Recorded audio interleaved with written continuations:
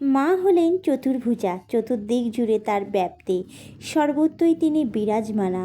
মাতা চতুর্বর্গ ফল প্রদায়িনী এবং এই চতুর্বর্গ ফলকে নির্দিষ্ট করছে তার চার হাত, অর্থাৎ চার হস্ত দিয়ে যথাক্রমে ধর্ম, অর্থ, কাম, মোক্ষকে বোঝাচ্ছে।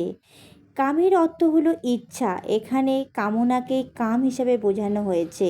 মানুষের কামনা থাকবে তার নিজের উত্তরোত্তর উন্নয়ন, নিজের অন্তঃশ্রীর বৃদ্ধির ইচ্ছা জাগরুক করাকেই এখানে কাম বলে অভিহিত করা হয়েছে। অর্থ হলো জীবনের লক্ষ্য। বেঁচে থাকার লক্ষ্য কি? শুধুই যাপন?